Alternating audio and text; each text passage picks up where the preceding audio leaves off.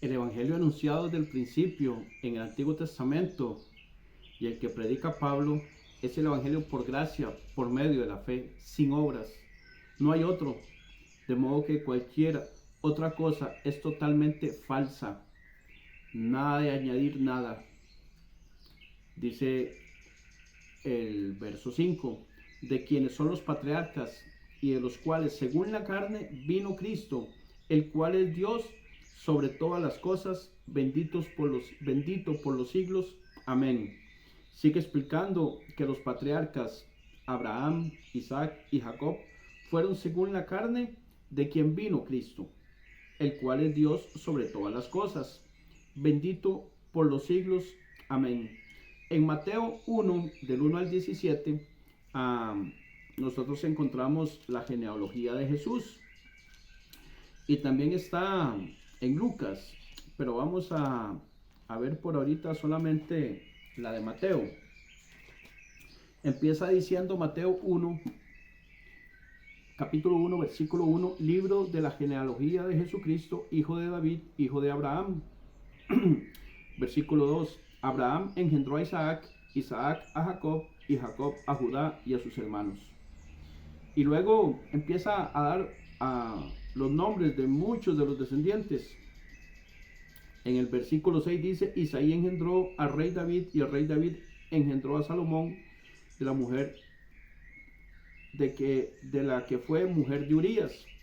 En el verso 12 dice, después de la deportación a Babilonia, Jeconías engendró a Salatiel, y Salatiel a Zorobabel. Y en el versículo 17 dice, en el 16 dice, y Jacob engendró a José, marido de María, de la cual nació Jesús, llamado el Cristo. 17, de manera que todas las generaciones desde Abraham hasta David son 14, desde David hasta la deportación a Babilonia 14, y de la aportación a Babilonia hasta Cristo 14. Ahí nos deja muy claro que Jesús es descendiente de Abraham, de Isaac, de Jacob, de David, de José, hijo de Dios, ¿verdad? Ahora recordemos, ¿de dónde era Abraham? Abraham era de un lugar que se llamaba Ur, de los caldeos, o sea, era caldeo, pagano. Y Dios lo escogió sin que Abraham hiciera nada. Fue por gracia, y Abraham creyó y le fue contado por fe, le fue contado por justicia. De modo que la justicia, la gracia y la fe viene de Dios, no del hombre. Lo que sea iniciado por el hombre es insuficiente. Aunque se le haya parecido un ángel y le dijo que escribiera un libro, es insuficiente. Porque la palabra de Dios ya está dada, la revelación ya está dada. Nadie le añada ni le quita. Y remata el versículo diciendo que Cristo es Dios sobre todas las cosas, el cual es bendito por los siglos de los siglos. Amén. Para aquellos que dicen que Jesús no es Dios, ahí hay un pasaje que dice que sí es Dios. Engendrado por el Espíritu Santo, sin pecado, en el vientre de María, siendo José su padre terrenal, del linaje de los patriarcas, de donde nace la nación judía. Recordemos que Jesús nació engendrado por el Espíritu Santo porque el semen de José tenía pecado. Entonces no podía ser engendrado por José porque Jesús hubiera nacido con el pecado que nacemos los hombres. Y el pecado viene en el semen del hombre, no en la mujer. Por eso el espermatozoide que fue puesto en María, en el óvulo de María, para que fuera engendrado Jesucristo, vino de parte de Dios, el cual no viene con ese pecado que veníamos todos los hombres. Y María pues lo desarrolló en su vientre y nació como hijo de José, su padre terrenal. Ahora, nosotros hemos oído cómo siempre atacan la divinidad de Jesús. Que Jesús no es Dios, dicen, que es un ser creado, que no es divino. Lo atacan en un libro llamado El Código Da Vinci. Y ahí dicen, entre otras cosas, que Jesús y María Magdalena eran amantes, que Jesús tuvo una hija, Hay otro libro que es el Evangelio de Judas, que dice que Jesús le pidió a Judas que lo ayudara entregándolo, porque se le estaban saliendo las cosas de las manos, entonces le pidió ayuda a Judas.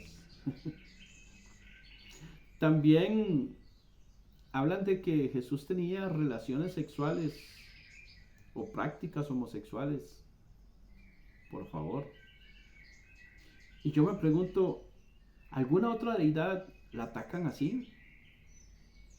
Por ejemplo, a Buda, a Mahoma. No sé si usted recuerda que allá en el año 2015, bueno, esto fue publicado en ese año, no sé si fue en ese año que se dio porque fueron publicadas en enero, no sé si se dieron en enero o se dieron a finales del 2014. Unas publicaciones que hicieron en enero a Mahoma, y eso fue prácticamente una declaración de guerra contra la religión de Mahoma. Hubo 12 muertos por eso.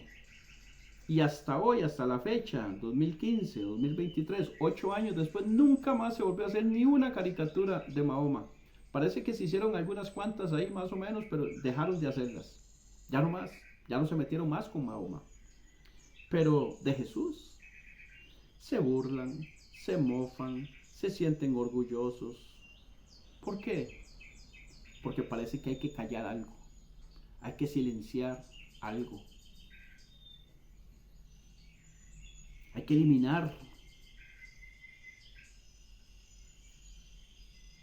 hay que sacarlo de todo lugar donde se encuentre.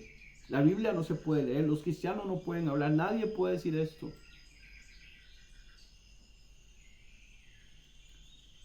¿Y por qué es que lo quieren callar? Porque él tiene el poder. Y quieren eliminar ese poder para hacer lo que les venga en gana. Y no tener consecuencias de nada, ni a nivel político, ni a nivel de ningún tipo. ¿Qué significa? Que si sacan a la máxima autoridad que hay, entonces ahora tienen luz verde para que su conciencia no les diga que está mal lo que están haciendo. Pero eso es imposible, no pueden sacar a Dios. Aunque quemen todas las Biblias, aunque intenten callarnos a todos los cristianos, seguiremos hablando, seguiremos diciendo lo que tengamos que decir. Así nos venga la muerte, porque sabemos que una vez que partamos de este mundo vamos a ir a una eternidad con Dios.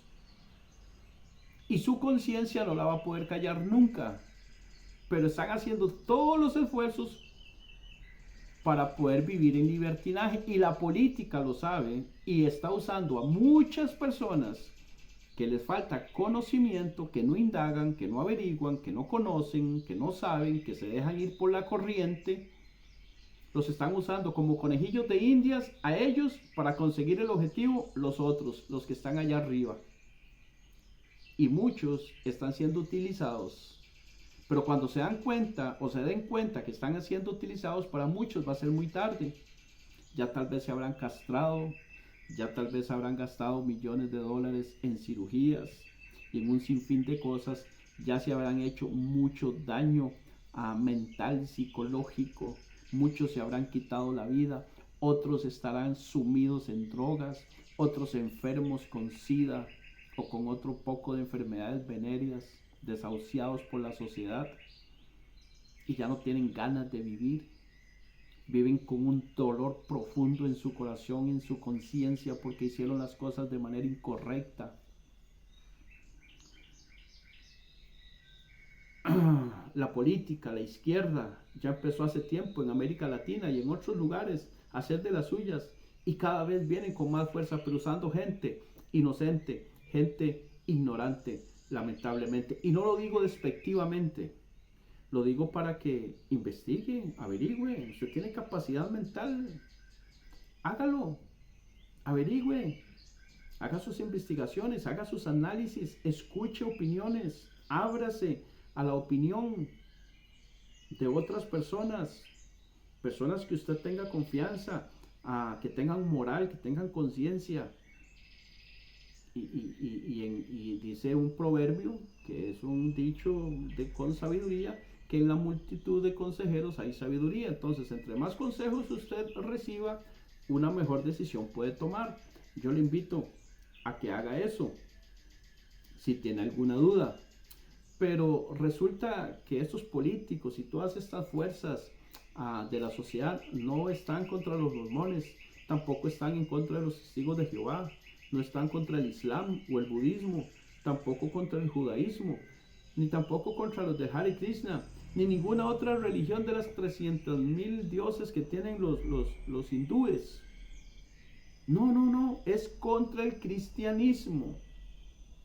Pero no podrán, porque las fuerzas del infierno no prevalecerán contra la iglesia de Cristo, contra la iglesia de Cristo, que somos las personas de carne y hueso que militamos en el cristianismo, que somos el cuerpo de Cristo, y Cristo es la cabeza. Esa es la iglesia. Versículo 6 de Romanos 9. No que la palabra de Dios haya fallado, porque no todos los que descienden de Israel son israelitas. No es que la palabra de Dios falló, no, eso lo dejo claro. Que lo que está diciendo es verdad, porque Dios no falla. Dios tenía un plan con los israelitas, pero ellos fallaron, no Dios. ¿Verdad? Los que fallaron fueron las personas, Dios no falló. Ahora, estas personas tuvieron sus consecuencias por eso. Al igual nosotros, los que somos cristianos, los que hemos decidido seguir a Cristo. Una vez que somos salvos, Dios tiene propósitos con nosotros, con usted y conmigo. Sí, mi hermano, sí, mi hermana. Dios tiene propósitos con nosotros. Ahora, si por apatía, rebeldía o cualquier otra cosa no hacemos lo que nos corresponde, nosotros tendremos nuestras consecuencias y perderemos. ¿Perderemos la salvación? No, la salvación no la perderemos, porque la salvación es eterna, pero nosotros vamos a tener consecuencias en este mundo con algunas cosas que no nos van a salir bien y que no nos va a dejar vivir en paz. Y también perderemos galardones en el cielo, perderemos comunión con Dios. Y esas consecuencias, mejor quitárselas de encima. ¿Cómo? Haciendo lo que nos corresponde, viviendo en santidad, apartados del pecado, agradando a Dios. Eliminamos esas consecuencias. Los israelitas no hicieron lo que debían hacer, pero no lo hicieron como nación, como nación completa. ¿Por qué? Porque si hubo un remanente. Jesús tuvo 12 discípulos o 12 apóstoles. Esos apóstoles a su vez enseñaron a muchos discípulos. Recordemos que en el aposento alto habían aproximadamente unos 120. Y después, en el primer discurso de Pedro, se convirtieron unas 3,000 personas. Y dice que Dios añadía a la iglesia cada día los que habían de ser salvos a principios del libro de los Hechos de los Apóstoles. Entonces sí había un remanente, no eran muchos, pero sí había un remanente de judíos que habían empezado a creer. Cuando vino la persecución, ellos salieron y por donde iban predicando el evangelio, y entonces habían judíos cristianos en Éfeso, en Corinto, en Galacia, en Tesalónica, en Colosas, en la Odisea, en Esmirna y en muchos otros lugares, en Filipos, ¿verdad? Bien, ahora dice el verso 7, el 6 termina diciendo: no que la palabra de Dios haya fallado, porque no todos los que descienden de Israel son israelitas, no, ni por ser descendientes de Abraham son todos hijos, sino que en Isaac te será llamada descendencia. Es en Isaac que te será llamada descendencia. Conste que dice Isaac, no Ismael. ¿Por qué? Porque no son israelitas los que tienen sangre judía. Ya lo habíamos visto también en otras enseñanzas anteriores. No son alabados por Dios los que tienen sangre de descendencia natural israelita o judía, sino los que son hijos según la promesa, o sea, los que tenemos fe. Estos somos los verdaderos hijos de la promesa dada a Abraham. ¿Por qué? Porque tenemos fe como Abraham tuvo fe, y somos hijos de la fe como Abraham la tuvo. En Juan 8:32, Jesús está hablando con unos fariseos Y estos fariseos, en su conversación con Jesús, dicen algunas cosas. Y entonces Jesús les dice en el verso 32 del capítulo 8 de Juan: y conoceréis la verdad, y la verdad os hará libres. Pero ellos salen inmediatamente diciendo: linaje de Abraham somos, no somos esclavos. Y Jesús les dice: el que hace pecado es esclavo del pecado. Jesús aquí ya inmediatamente les está hablando de la condición espiritual del pecado. No les está hablando de que son esclavos físicamente, sino del pecado. Pero no entendieron. Y ellos una vez más dicen: nuestro padre es Abraham. Como diciendo, somos descendientes de Abraham, estamos exentos de todo. Y Jesús les dice: si ustedes fueran realmente hijos de Abraham, las obras de Abraham haríais. ¿Y cuál fue la obra de Abraham? Creer, tener fe en su corazón, y creer, entender y obedecer. Pero ellos no lo hacían. Entonces no eran hijos de Abraham porque no tenían la fe que tenía Abraham. Y también me amaríais, pero no amaban a Jesús. Y después más adelante en el verso 44 les dice: pero ustedes son hijos de vuestro padre el diablo, porque las obras de vuestro padre el diablo queréis hacer. Él ha sido homicida y mentiroso desde el principio, y ustedes quieren matarme. Entonces deja claro que son hijos de Satanás, del diablo, y no de Abraham. Y les dice: no entienden mi lenguaje. Les digo la verdad y no me creen, y no oyen, porque no son de Dios. No son verdaderos hijos de Abraham, aunque tengan sangre judía, apellido judío, nombre judío, hayan nacido en Israel, vayan a la sinagoga todos los Shabbat, traten de cumplir la ley. No, eso no les va a servir de nada. ¿Por qué? Porque no es por descendencia en la carne, sino por la fe. Mis hijos no son salvos porque yo sea salvo. Ellos han tenido que tomar su decisión. Tanto mi hijo Ian, que ya la tomó, como mi hija Irina, que tiene 7 años, va para 7 años este mes, si Dios lo permite. Ya estamos trabajando con ella, pues ya está aprendiendo a leer y a escribir.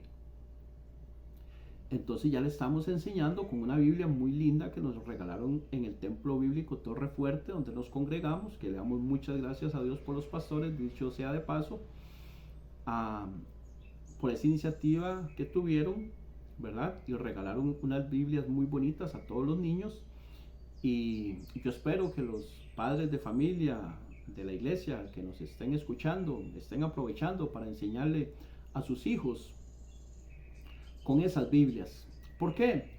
Porque ellos tienen que tomar sus decisiones, ellos tienen que saber de qué se trata, ellos tienen que ser enseñados por el Evangelio de Jesucristo para que lleguen a tomar una decisión, para que tengan fe en Jesucristo y tomen una decisión por sus vidas, porque eso es individual. Yo no puedo forzarlos.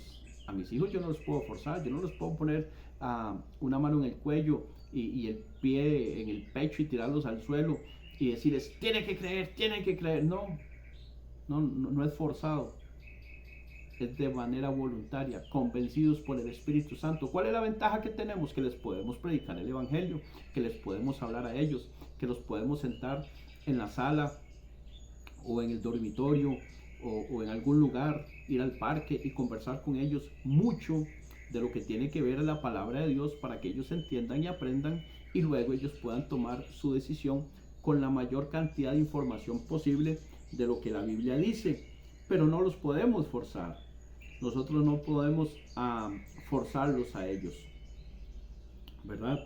Ellos van a entrar al colegio ya muy pronto. Mi hija va a seguir creciendo y ya en las escuelas se están enseñando algunas cosas, en algunas escuelas, en algunos países. En el colegio ya ellos empiezan a aprender otro tipo de cosas, empiezan a rozarse con otros compañeritos, empiezan a recibir información de algunos profesores, empiezan a ver ya algunas cosas diferentes, y ellos tienen que tomar su decisión. Ellos van a tener que salir al mundo exterior y ver muchas cosas. Pero mientras tanto, nosotros estamos trabajando con ellos en su mente, en su corazón, en su moral, en sus principios, en todo lo que nosotros podamos enseñarles de acuerdo a la palabra de Dios, para que cuando ellos tengan que tomar su propia decisión, ellos tengan la mayor cantidad de información y la mejor herramienta, que es la palabra de Dios, para que tomen la decisión correcta. Ahora, continúa diciendo que en Isaac te será llamada descendencia. En Isaac te será llamada descendencia. En Génesis 15, 5 y 6, a Jesús le dice a Abraham que como las estrellas en número, así será tu descendencia. Y creyó, y le fue contado por justicia. En el capítulo 18 de Génesis, unos 3 capítulos más adelante, se le apareció Jehová. Y se le apareció Jehová con 3 varones que llegaron, y dice que después de lavarle los pies y de comer, preguntaron por Sara. Y le dieron la noticia que en menos de un año sería padre de un hijo con su esposa. Sara se rió. Sí, le dio risa, se echó una carcajada.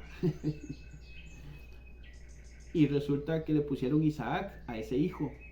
Isaac significa risa. Isaac es el hijo de la promesa.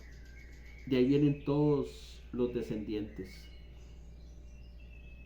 Verso 8 dice: esto es, no los que son hijos según la carne son los hijos de Dios, sino los que son hijos según la promesa son contados como descendientes. Entonces nosotros entramos dentro de los hijos de Dios, descendientes de la promesa, por haber creído en Jesucristo, por haber creído en el Evangelio, por la fe. Recordemos que Abraham tuvo otro hijo, Ismael, con la esclava Agar. Este no heredó nada, porque este nació según la carne, por el esfuerzo de Abraham y Sara de tener un hijo. Pero la carne, ni las obras tienen parte en la promesa. La promesa es en Isaac, dada por Dios, y de la esposa Sara, de la libre, no de la esclava. Es por esa razón que nosotros, los hijos de Dios, debemos andar por fe, no en la carne. La carne no produce nada bueno. Es por fe, como está escrito: mas el justo por la fe vivirá y seguirá viviendo. No debemos andar en la carne, para nada. Ahora nosotros debemos andar por el Espíritu, guiados por el Espíritu Santo de Dios. Él es nuestra guía. Eso nos debe bastar y ser suficiente.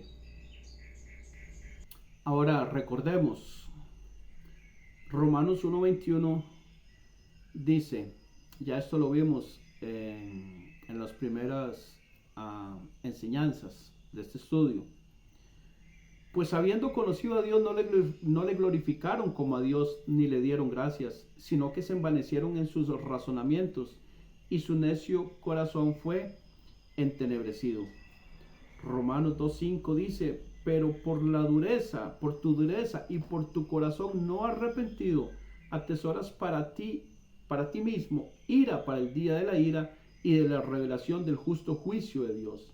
Entonces son las personas las que se envanecen en sus razonamientos, y su corazón se les llena de tinieblas debido a que se envanecen.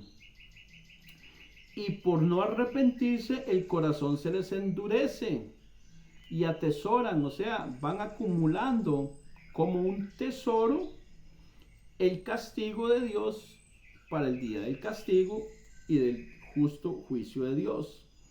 El hombre o la mujer es quien endurece su corazón y no atiende. Cada vez su corazón se va volviendo más duro, más lleno de tinieblas, se va endureciendo más y acarrea castigo, como el faraón. ¿Vamos comprendiendo mejor ahora?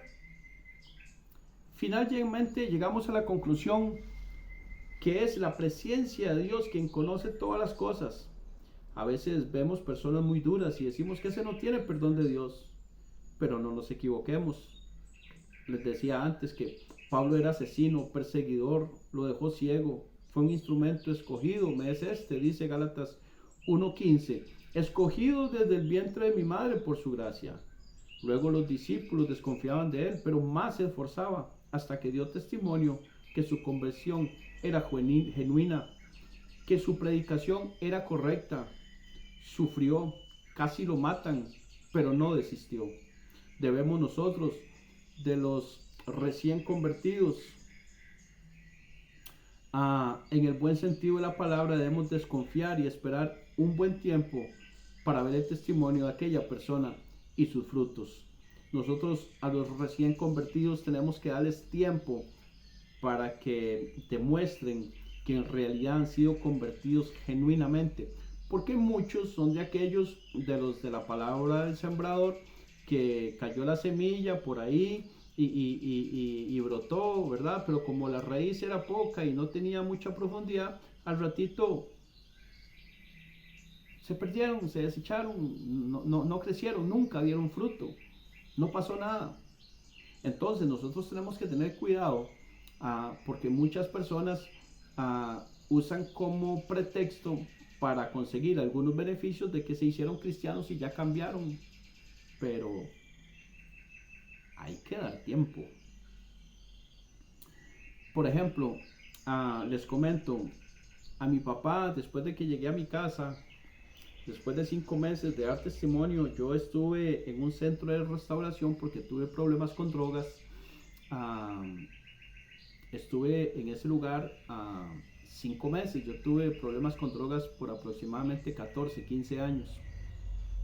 Y entonces llegó un momento en que Dios visitó mi corazón, me habló por medio de su Espíritu Santo, que ya yo estaba listo para dejar esa vida y para atender el llamado de Dios que me había estado haciendo desde pequeño, desde niño, prácticamente. Y yo no había querido atender. Y resulta que entré a ese lugar, ¿verdad? Y empecé a dar testimonio, a permanecer, a perseverar. Y resulta que ya yo estaba haciendo un servidor en mi cuarto, ya yo llegué a ser el líder del cuarto. Al tiempo empecé a hacer mandados y me dieron algunas tareas que no se las daban a cualquiera, porque salir a hacer mandados, salir a hacer las compras o el mercado, como dicen en algunos lugares, ¿verdad? Requería que yo tenía que llevar dinero en efectivo. Me daban una bicicleta y un bolso bien grande de una marca, ¿verdad? Que tenía su valor económico, y resulta que ya a varias personas se les habían dado eso, y en una que va, en una que viene, nunca más volvieron. Se fueron con el dinero, con el bolso y con la bicicleta. Y entonces no era cualquiera que le daban ese trabajo, y a mí me lo dieron, ¿verdad? Y yo empecé a honrar a Dios en medio de ese, digo trabajo porque era algo que había que hacer, pero obviamente no me pagaban, ¿verdad? Yo estaba en un centro de restauración, más bien yo tenía que pagar por mi estadía en ese centro de restauración. Bien, después de 5 meses de estar ahí, llegó un momento dado en que,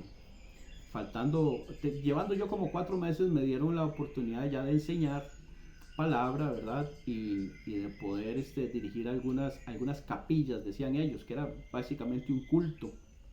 Dirigíamos también en la parte de la alabanza con una pandereta. Muy lindos esos tiempos, preciosos, ¿verdad? Y al 5.º mes el Señor me dice, ya está listo, ya va saliendo de aquí. Y salí de ahí y empecé a trabajar en una empresa en donde yo trabajaba antes, de la cual renuncié para poder entrar al centro de restauración, y me volvieron a contratar. Pero yo había salido como jefe de control de calidad de la empresa, pero me contrataron como un empleado más de control de calidad, pero no como jefe, sino como un empleado. Y yo entré y empecé a trabajar, y mi salario era también ya no era como jefe, era como un empleado. Y empecé a honrar a Dios, empecé a hablar con las personas acerca de mi conversión, de mi cambio. Y recuerdo que el jefe me dijo, al gerente, a don Miguel, nunca le hable de Dios. Ese hombre no tolera nada. Y si no quiere que lo despidan, no le hable de Dios. Yo, ok, vamos a escuchar su consejo, es el jefe. Resulta que por algún tiempo ahí con don Miguel me tocó salir a hacer algunas visitas a algunas empresas donde nosotros teníamos trabajo, y para no cansarlos con el cuento, él empezó a hacerme preguntas de por qué el Dios de Israel era tan malo en el Antiguo Testamento. Y yo lo que tenía eran 5 meses y algunos días y 6 meses, 7 meses de haber salido del centro de restauración, y apenas yo si dominaba dónde quedaba Salmos y dónde encontrar Gálatas y Mateo, ¿verdad?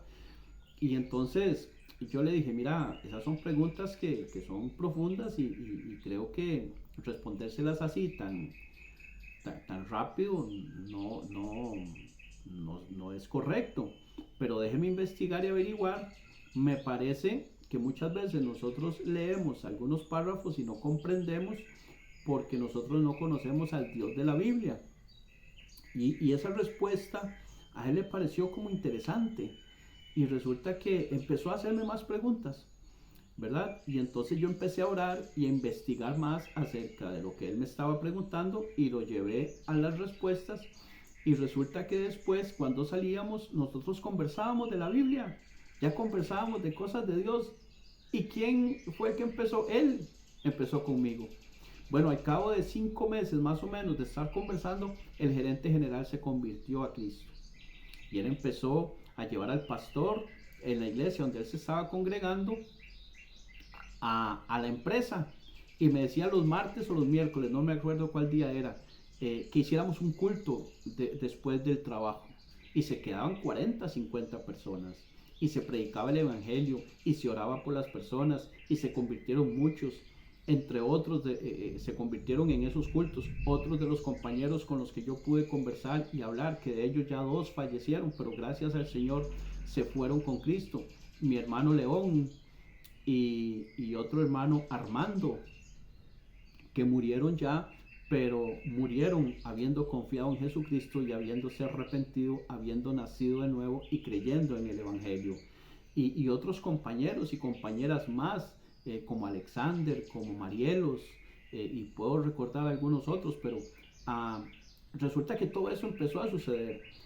A mí me tocaba hacer giras afuera de San José, y recuerdo que en Pérez Celedón varias personas se convirtieron, en Naranjo de la Juela varias personas se convirtieron, y en muchos lugares se convirtieron, y yo andaba todo contento, ¿verdad? Y hablaba yo con mi padre, mi papá, que en ese tiempo él vivía, y me decía, yo no le creo.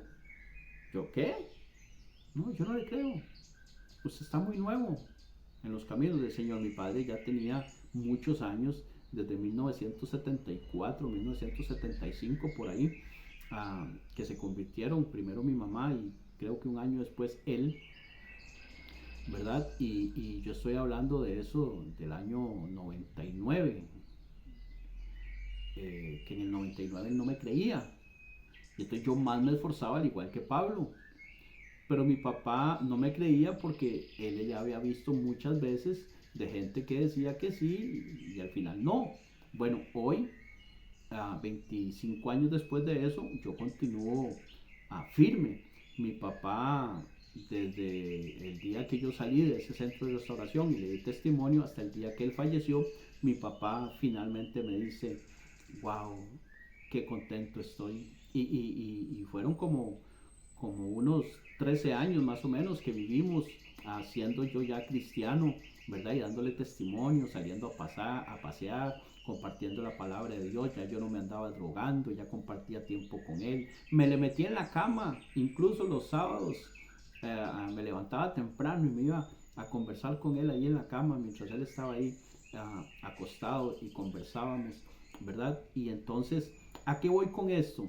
Con que nosotros tenemos que tener mucho cuidado. Las personas tienen que dar fruto para saber nosotros si realmente se han convertido o no, ¿verdad? ¿Por qué? Porque hay mucha gente que toma todo eso como de manera muy religiosa, y eso no debe ser así. Volvemos a Romanos capítulo 9, ahora estamos en el versículo 19 y dice: pero me dirás, ¿por qué pues inculpa? Porque ¿quién ha resistido a su voluntad? Esto lo diría alguien que no conoce a Dios, ni su voluntad, ni su conocimiento previo de todas las cosas, atributo que solo Dios tiene. Verso 20, mas antes, oh hombre, ya Pablo empieza aquí a ponerse un poco duro. ¿Quién eres tú para que alterques con Dios? Dirá el vaso de barro al que lo formó: ¿por qué me has hecho así? Ese pasaje, ese verso en la versión Palabra de Dios para Todos dice: hombre, no salgas con esos. Solo eres un ser humano. No tienes derecho a pedirle cuentas a Dios. La olla de barro no le puede decir al que la hizo: ¿por qué me hiciste así? Si no sabes, no hables, está diciendo.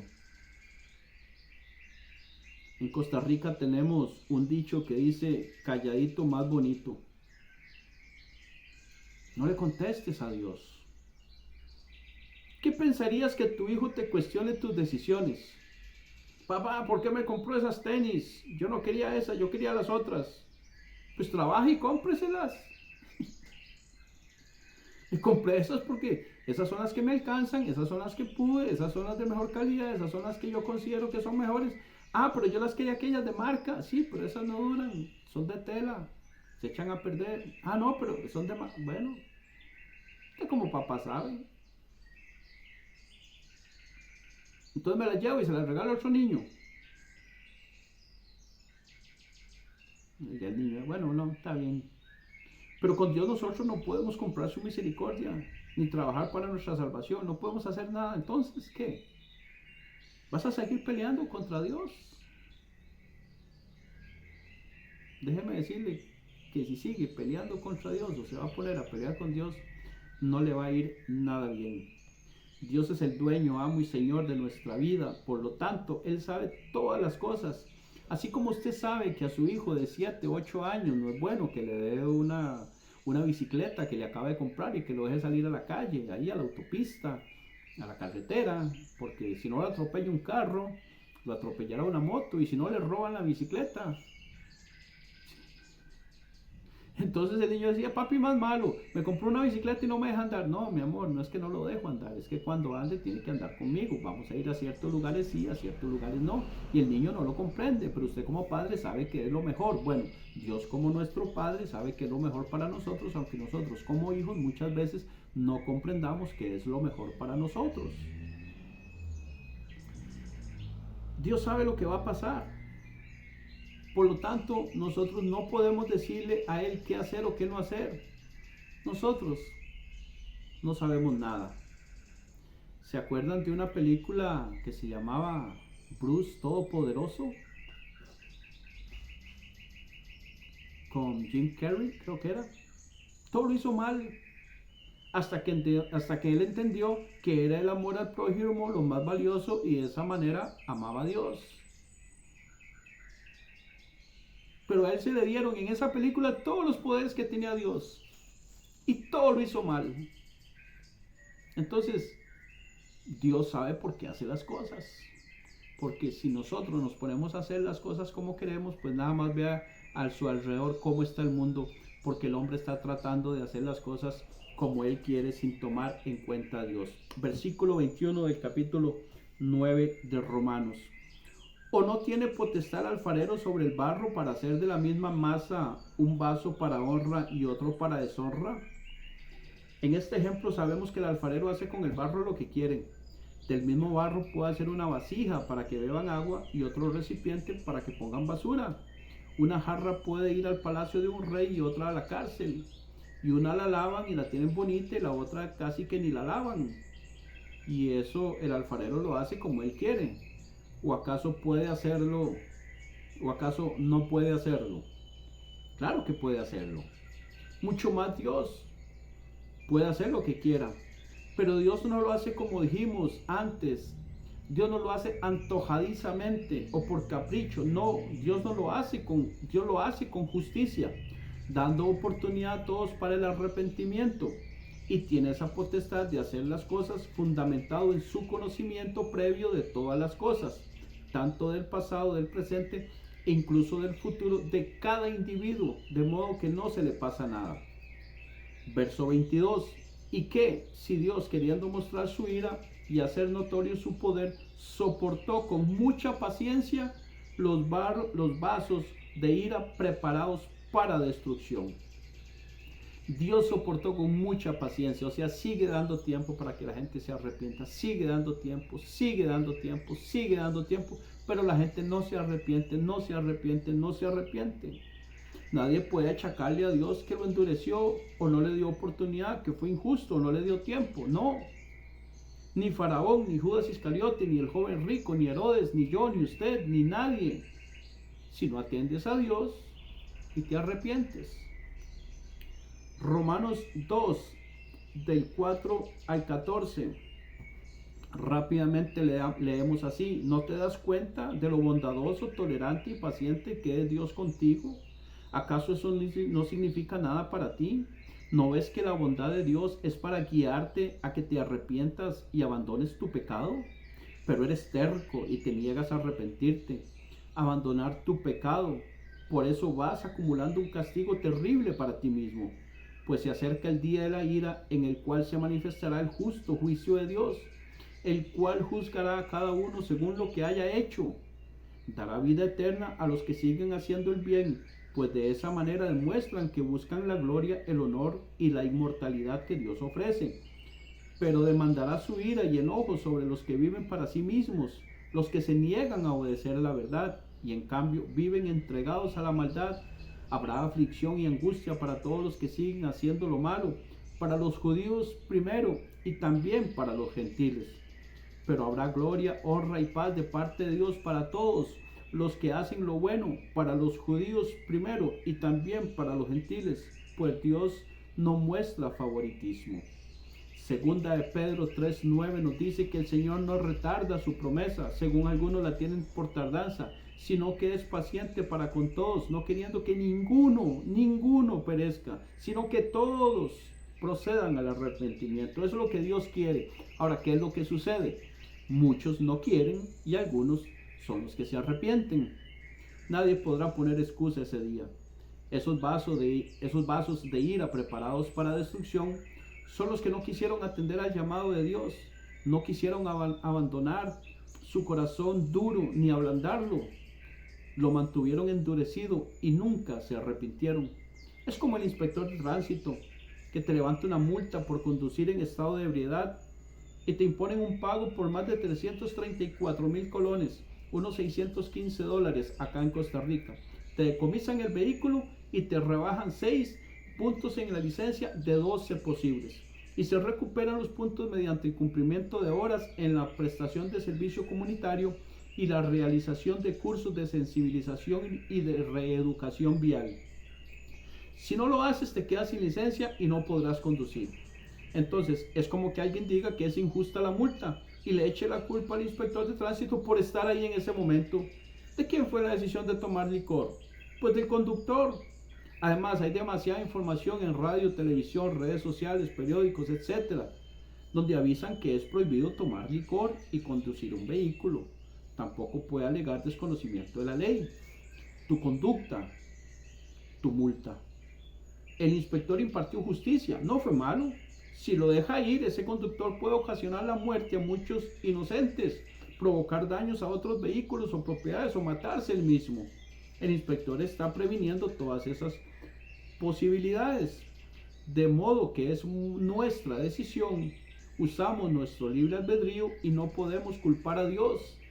¿Cuántas oportunidades tuvimos o hemos tenido, has tenido para arrepentirte y no lo has hecho? Recuerda, es tu decisión, es mi decisión. Yo ya decidí por Cristo. ¿Y usted? Verso 23. Y para hacer notorias las riquezas de su gloria, las mostró para con los vasos de misericordia que Él preparó de antemano para gloria. O sea, los que se perdieron, pues se perdieron porque quisieron, pero los que nos arrepentimos, aquí muestra misericordia.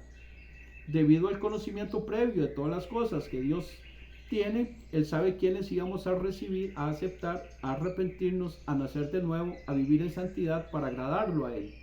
Entonces para nosotros hace notorias las riquezas de su gloria y las muestra con nosotros, que somos los vasos de misericordia que Él preparó de antemano para su gloria. Ahora, soy yo el que va en carretera, voy sobrio, y el mismo inspector de tránsito me detiene, revisa mis documentos y me hace algunas preguntas. Me pone el medidor de alcohol y soplo y sale cero. Entonces me dice, puede continuar, y no me hace ninguna multa. El mismo inspector a uno multa y a otro no, por las decisiones tomadas por cada conductor, que son muy contrarias. Verso 24. A los cuales también ha llamado, esto es, a nosotros, no solo de los judíos, sino también de los gentiles. Nos llamó sabiendo de antemano que nosotros íbamos a atender su mensaje, dentro de los cuales puede estar usted si recibe el mensaje y acepta su llamado. Predestinados, pero no a dedo, sino que Él ya sabía quiénes tomaríamos la decisión por Cristo, no solo de los judíos, sino de todo el mundo, de acuerdo a Romanos 8:30. Y a los que predestinó, a estos también llamó, y a los que llamó, a estos también justificó, y a los que justificó, a estos también glorificó. La palabra destinar en ese pasaje viene del griego proorizo, que significa limitar de antemano, y también significa apartar, separar. Entonces concluimos que no los separó a dedo. Usted sí, usted no, usted sí, usted no. No fue antojadizamente, no. Ya lo hemos explicado antes, sino con conocimiento. Vamos a Mateo 25, en donde habla del juicio a las naciones. Mateo 25, capítulo 25 de Mateo, versículo 32, dice: y serán reunidas delante de él todas las naciones, y apartará los unos de los otros, como aparta el pastor las ovejas de los cabritos. 33, y pondrá las ovejas a su derecha y a los cabritos a su izquierda. Entonces el rey dirá a los de su derecha: venid, benditos de mi Padre, heredad del reino preparado para vosotros desde la fundación del mundo. Y les dice la razón: porque estuve enfermo y me disteis de comer, ¿verdad? En la cárcel y me visitasteis. Hicieron esas cosas y tomaron esas decisiones. Pasemos al versículo 41. Adelantémonos hasta el 41. Y entonces dirá también a los de la izquierda: apartaos de mí, malditos. Y el que está diciendo malditos es Jesús, al fuego eterno preparado para el diablo y sus ángeles. E irán estos, dice el verso 46, al castigo eterno. ¿Cuáles son estos? Los de la izquierda. Y los justos, o sea, los de la derecha, a la vida eterna. Ahora, fuimos nosotros los que tomamos las decisiones de ser ovejas o de ser cabritos, de ser estos o de ser justos, de ir al castigo eterno o a la vida eterna. Volvamos ahora al capítulo 25 al versículo 25 del capítulo 9 de Romanos. Dice: como también en Oseas dice, también ya está escrito en el profeta Oseas: llamaré pueblo mío al que no era mi pueblo, o sea, a los gentiles, y a la no amada, amada. Y en el lugar donde se le dijo: vosotros no sois mi pueblo, o no sois pueblo mío, allí serán llamados hijos del Dios viviente. En Oseas 1:10 dice: con todo será el número de los hijos de Israel como la arena del mar, que no se pueden medir ni contar. Y en el lugar donde les fue dicho: vosotros no sois pueblo mío, les será dicho: sois hijos del Dios viviente. Esto lo dice de los hijos de Gomer, una prostituta que Dios le dijo a Oseas que tomara por esposa. De ella le nacieron dos hijos: Jezreel, un varón que significa Dios sembrará, semilla, descendencia, y una llamada Lo Ruama, no compadecida. Después tuvo otro hijo, Lo Uami, Y refiriéndose a los gentiles, esa gente, esa descendencia de la cual Dios se compadecería, según la profecía de Oseas, entre los cuales estamos nosotros llamados a ser hijos del Dios viviente. Nosotros que no éramos pueblo. Verso 27 del capítulo 9 de Romanos, volvemos a Romanos 9:27. También Isaías clama tocante a Israel: si fuera el número de los hijos de Israel como la arena del mar, tan solo el remanente será salvo. Un poco, tan solo un poco. Pero también de los hijos de los judíos, si aceptan a Jesucristo, serán salvos. O sea, toda la población del mundo serán salvos por la fe en Jesucristo, no por ser descendientes de Abraham. El remanente son los que sí creyeron.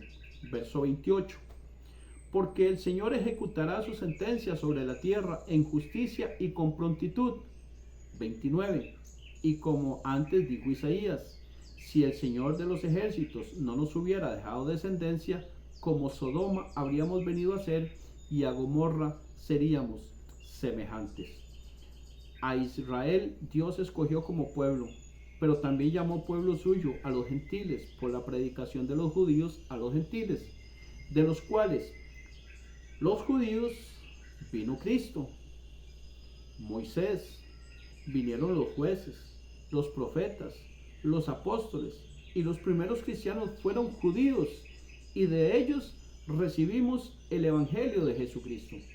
Pero en la actualidad muchos judíos no creen en Jesucristo, pero hay otros que sí han creído. Por la gracia de Jesucristo, tanto para judíos como para gentiles, para todos, por gracia, por medio de la fe. Es para todos los que atendemos su llamado. Les recomiendo un video de YouTube de un científico judío que cree en Jesús. Por acá les dejo el nombre del video. Es científico judío hace un anuncio que aterra a Israel. Y también les dejo por ahí el nombre del canal donde puede ver eso. Verso 30 del capítulo 9 de Romanos. ¿Qué pues diremos? Que los gentiles que no iban tras la justicia han alcanzado la justicia, es decir, la justicia que es por fe. La respuesta es sí. Ellos no iban tras nada y la alcanzaron. Verso 31. Pero Israel, o más Israel, que iba tras una ley de justicia, no la alcanzó. Así es, no la alcanzó. Verso 32. ¿Por qué? Porque iban tras ella no por fe, sino como por obras de la ley, pues tropezaron en la piedra de tropiezo, como está escrito: y aquí pongo en Sión, en Jerusalén, piedra de tropiezo y roca de caída. Y el que creyere en él, esa piedra es Jesucristo, el que creyere en él no será avergonzado. Los judíos tropezaron con Cristo y no lo aceptaron. Jesús le dijo: es por fe. Pero ellos insistían: no, es por guardar la ley de Moisés. Tenemos a Abraham por padre, hijo de Belcebú, le dijeron. Demonio tiene, blasfema. Querían matarlo, lo rechazaron y no lo aceptaron. Esto fue la cúpula de los religiosos judíos. Y mucho pueblo les obedecía a los fariseos y saduceos, que eran los intérpretes de la ley, y seguían sus enseñanzas. Pero unos cuantos sí le creyeron a Jesús. Juan 1, del 11 al 13, dice, Juan capítulo 1, versículos del 11 al 13, dice, verso 11, a lo suyo vino, y los suyos no le recibieron. La nación como tal no le recibió. Mas a todos los que le recibieron, a los que creen en su nombre, les dio potestad de ser hechos hijos de Dios. ¿Por qué? Porque le recibieron y creyeron en su nombre. Es por fe. 13. Los cuales no son engendrados de sangre, o sea, no es por ser descendientes de Abraham, no, ni de voluntad de carne, o sea, no porque nacieron en la nación de Israel, porque los hombres los engendraron siendo israelitas, no, ni de voluntad de varón, sino de Dios, o sea, por la voluntad de Dios, la voluntad que Dios nos engendró por la fe. Cuando les hablaron, creyeron, tuvieron fe, porque ellos no se aferraron a la ley, porque no la tenían. Eso pasó con los gentiles. Los gentiles no tenían ley. Romanos 2:14 dice, porque cuando los gentiles que no tienen ley, hacen por naturaleza lo que es de la ley, estos, aunque no tengan ley, son ley para sí mismos. Entonces los gentiles no tenían ley, no tenían a qué aferrarse. Cuando les hablaron de Jesucristo, creyeron, se arrepintieron, nacieron de nuevo y obtuvieron la promesa. Y los otros se quedaron dando vueltas y vueltas y vueltas en la ley, que la ley, y no la alcanzaron. En Hechos 19, 1 y 2 dice, aconteció que entre tanto que Apolos estaba en Corinto, Pablo, después de recorrer las regiones superiores, vino a Éfeso y hallando a ciertos discípulos les dijo, ¿recibisteis el Espíritu Santo cuando creísteis? Y ellos le dijeron, ni siquiera hemos oído si hay Espíritu Santo. Recordemos que Éfeso era una ciudad de gentiles. Y ellos ya habían creído y ya habían recibido el Espíritu Santo, pero ni siquiera sabían que había. Ignoraban esas cosas, pero a la vez ignorar todo eso, no tenerlo, les sirvió porque simplemente creímos.